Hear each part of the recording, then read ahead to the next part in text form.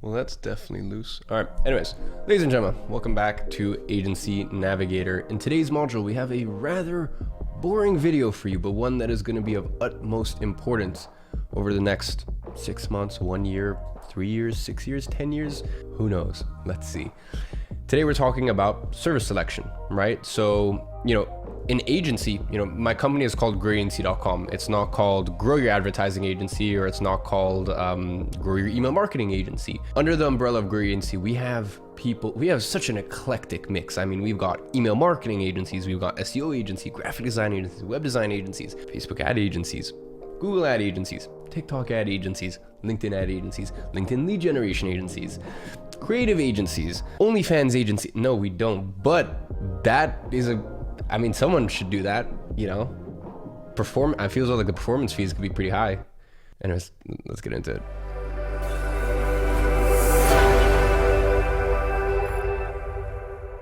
So in today's module, service selection. In today's teaching, we are going to go over convenience offer versus ROI offers, revisiting the distilled business model, examples of successful service offerings, the yes/no flow to pinpoint your best service offering, not being married to your service selection, under offered services, why we never offer two services, when we go outside of our single focused principle, and then reclaiming lost revenue with referral partners. So let's talk about convenience versus ROI offers. So in order to really grasp the topic of service selection, we first really need to understand the difference between a convenience offer and an ROI offer. Now, an ROI offer, as you can assume, is anything where there is a clear ROI that we can bring to clients, right? Let's say we're running ads for e-commerce businesses, then we can go, hey, we spent this much and brought this much in. Let's say we're working with gyms, right? And we go, hey, we've run through all the numbers, and if we bring you X amount of leads, if we follow those numbers downstream, that should result in X amount of customers, right? And even if your entire service wasn't even based on customers, it was based on, hey, if we bring you this amount of leads, would it be worth, would you pay a pay per lead marketing agency for that? Another example is email marketing, right? For info product businesses or e-commerce businesses, right? And with that, you can use a software like Klaviyo and different third-party tracking softwares. Certain email softwares are better served for those niches. And you can track, hey, from the emails, we brought in X amount of revenue. More examples of ROI offers are, for example, LinkedIn lead generation, even SEO, right? Because you can attribute X amount of traffic. Basically, ROI doesn't always necessarily have to mean, hey, we spent this much, we made this much. ROI can also be in the form of leads, traffics, obviously actual revenue brought back in. It can have many functions, but basically these are all pertaining to the fact that you're bringing the business more customers, more eyeballs, and you're bringing them something that actually will convert to sales and has a high probability of doing so. Then we get into convenience offers. Now, convenience offers are things like web design or social media management, because the thing is, at the end of the day, they could still do these services on their own.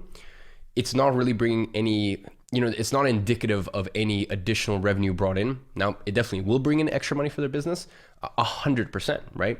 It's just really what it is, really the only difference between convenience and ROI is ROI has a good attribution model in terms of what money is being brought back in or what form of ROI is through the means of leads, revenue, certain amount of traffic, et cetera, et cetera. Then there's services that are kind of in this weird purgatory, right? They've got one foot in each camp.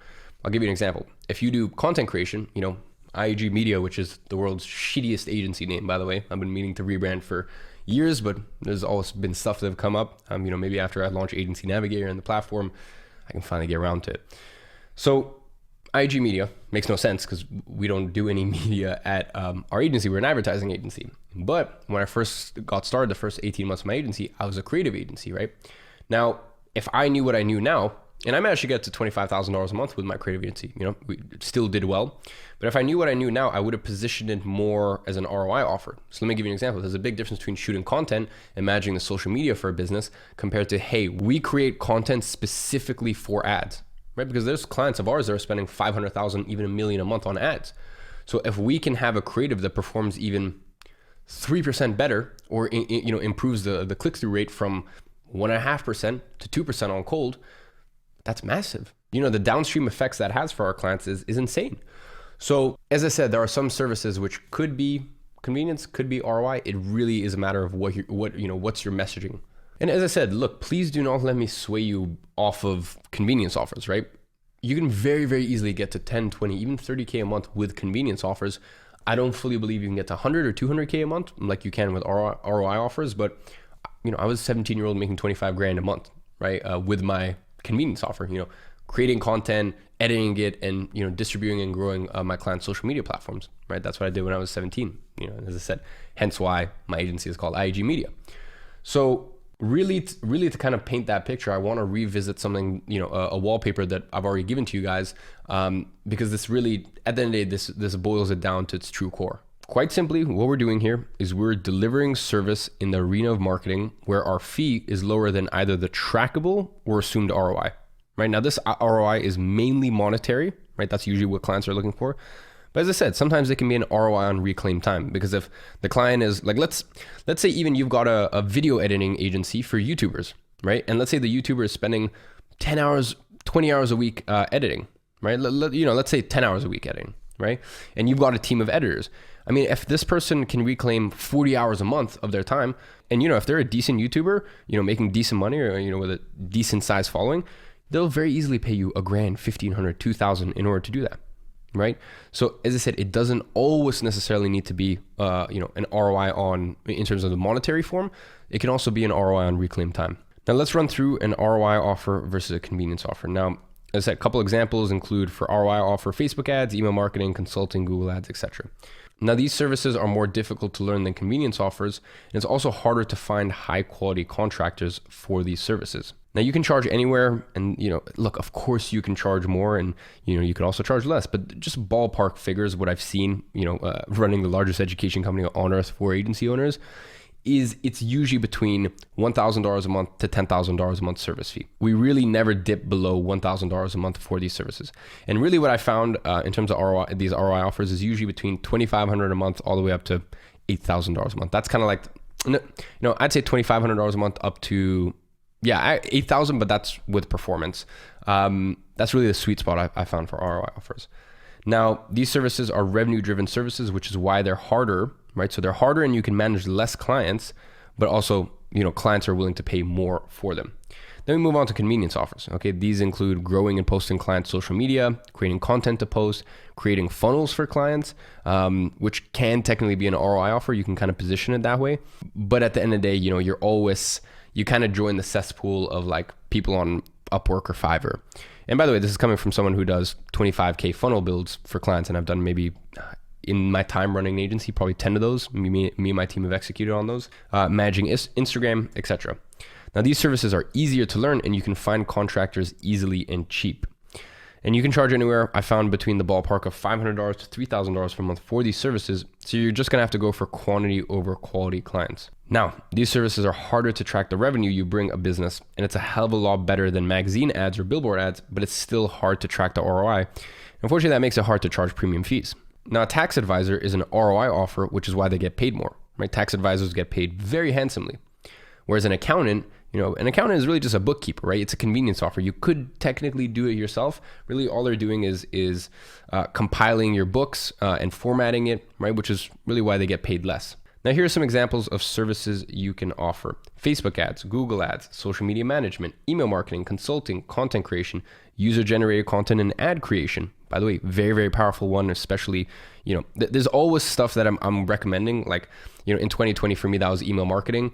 In 2021, I think UGC and ad creation is very powerful. And even going into 2022, SEO, Instagram growth, copywriting, marketing automation, funnel creation. Some other ones to add in there are things like PR. Now, there are two very important things to remember when it comes to service selection. The first is that you're not married to the service, right? As I said, I had a creative agency for 18 months, and then we spent 6 months kind of transitioning and doing both ads as well as content. And then for the past 3 years, we've been solely an advertising agency. And the second is to get more creative. Now, that doesn't necessarily mean that you should do social media management for OnlyFans accounts. Maybe not that creative. Or actually, maybe, who knows? But really what I mean by that is I was telling people, I was telling people publicly on YouTube, guys, one thing that is really, really a heavily under-offered service is email marketing for info product and e-commerce business. And I was saying that right at the beginning of 2020. And there was many people in CPA who listened, and many people who then went on to make $20,000 to $100,000 a month. Our top guy at the moment in CPA for that specific service is making $100,000 a month profit. And we have that student interview with him when he's doing $60,000 a month. And you can go ahead and find that in the student interview section of the portal. The next one, and I'm telling you this right now, is user-generated content and ad creation agencies, because that's really what I find, most agencies are struggling with at the moment, or, most clients that are spending a lot of money. They need ads that are not only good, but ads that are there to convert. Just coming from me, and I have no skin in the game, that's just something that I think is totally under offered at the moment as well. Anyways, now that we've gone over that, let's get into the flow as to basically if you're first getting started, or if you're somewhere along the journey, how do you figure out what service to offer? So the first question you need to ask yourself is there a service you already know how to deliver on yourself? If the answer is yes, then ask yourself, is this a results-based / revenue-driven service? If the answer is yes, awesome. Just stick to that service and double down. You've got the best of both worlds there. You already know how to deliver the service yourself, and it's a results-based / revenue-driven service. Amazing. Stick with that. Now, if the answer to that is no, then what I want you to do is I want you to keep making money from what you're doing right now, your convenience offer, and start learning the other one in the exact same way that I did, right? I had my convenience offer and I ran that for 18 months and I got to 25K a month. And while that was happening, right, I started learning, and initially, when I was doing Facebook ads, we were doing local lead gen for gyms. And that's really the first step I made in transitioning to a full paid traffic agency, or at least going from a convenience offer agency to an ROI offer agency. Now, if you don't already know how to deliver on a service yourself, then I want you to pick a results-based service and outsource it, because you're almost in a great position, because the world is your oyster, right? You can pick any niche you want, any service you want. And if you're gonna pick a service, I would go for the one that, in my opinion, has more longevity and can get you to 100K a month. Because look, yes, you can build a convenience offer agency and you can get it to 30, 40K a month. And this is on the basis that you're just starting out. Yeah, that's awesome. Go for it. But then unfortunately, you'd have to start a brand new agency all over again, because I have full confidence in every single person here that you will continue to get results and you will level up and you'll get to a point where you're making 100K a month profit. So as I said, might as well just think of longevity right from the get-go. So ladies and gentlemen, that is by far the best flow to follow in order to decide on the right direction to go with for your service selection. As I said, please bear in mind, it'll be totally different whether, if you already are very good at videography or photography, right? Or you're very good at one of the convenience offers, guys, don't just think, okay, it's the end of the world, I can't make money from. Look, I got to a point where I was making 25K a month profit at 17 years old. I know there's many people in Agency Navigator as well as CPA doing 30, 40K a month with creative agencies. Guys, it's very, very possible, right? I just think if you're first getting started and you don't have a foundation or base, then you might as well go down the ROI offer path. So you can see right here, we've got a wide and narrow approach. Okay, this wide and flat approach is a non-focused strategy, right? So what this is many different products and markets, right? And let's kind of translate that for us. That means many different services and niches. And then we've got a narrow and deep approach. So we've got a focused strategy and we have few products and one market, or in our case, one service offering, one market. Actually, I'm not going to say anything. You'll find that in one of the following slides. So now you might be wondering, man, why don't we offer multiple services? Well, let's revisit the tale of two agency owners, because one agency owner might think he's clever, offering many services.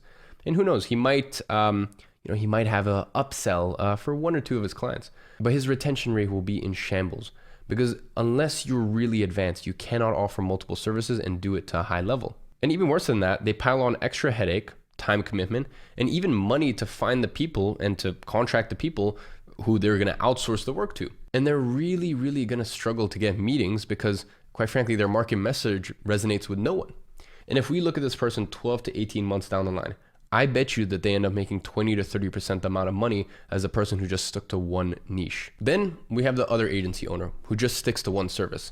Now, his business is so damn streamlined. Everything runs smoothly. It's almost like a plug and play between different clients. And even better than that, his market message resonates. When he talks, his clients' ears prick up. And get this, their retention is double to triple that of the other agency owner, because they're able to hone in and really be experts in one area. They have more fulfillment in their life knowing that they deliver a better service. They're honest with their clients about what they can and can't do.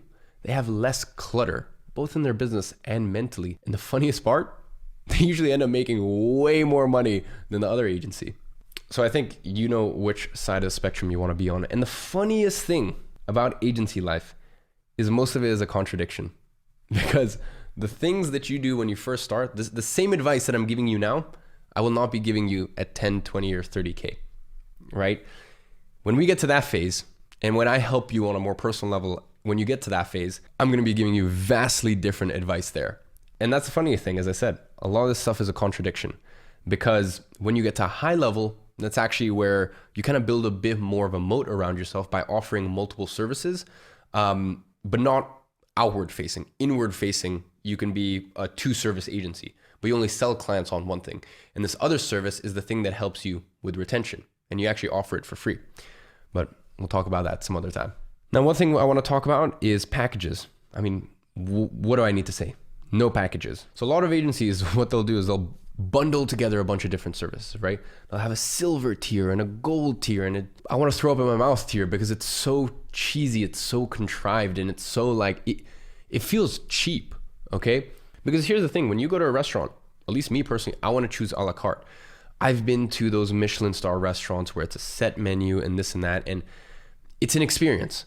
But you end up hating half the shit, and you've paid a crap ton of money, and it's, I don't know, I would rather just choose what I'm going to eat in full honesty. So that same principle applies to the social media marketing space. Don't bundle up these services when you have no idea whether clients want them or not. As I said, when we get more advanced and, as I said, further down the line, when you continue your journey with Grow Your Agency, we're going to get into some more advanced stuff, right? But for now, don't bundle packages. Okay. Do not bundle packages because quite frankly, just offer them the one thing that's going to bring the biggest change to their business. And as I said, the funniest thing is usually you'll be able to earn the same amount for these packages as you will for just the one-off service, because the thing is, people's eyes naturally always go to one place, right? Same thing when you go to a Michelin star restaurant and you have a set menu.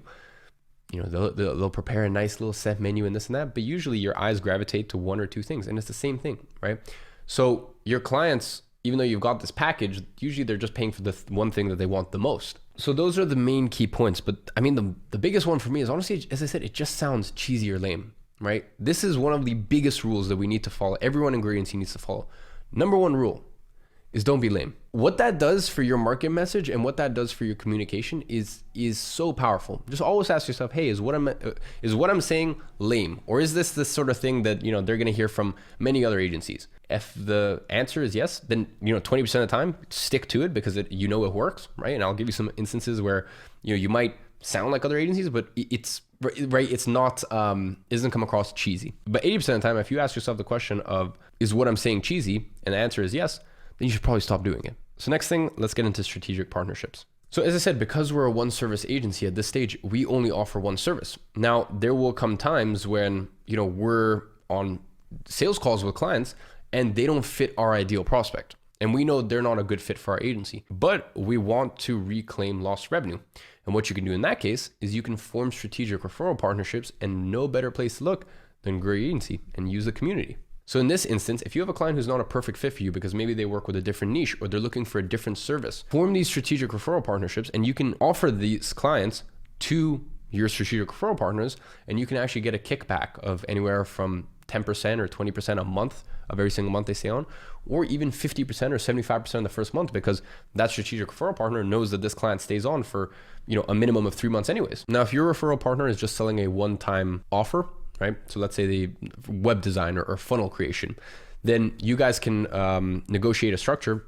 In that instance, it's probably best to do between 15 and 25% of the project. So let's say, for example, you have a referral partner who charges $3,000 to $5,000 per website.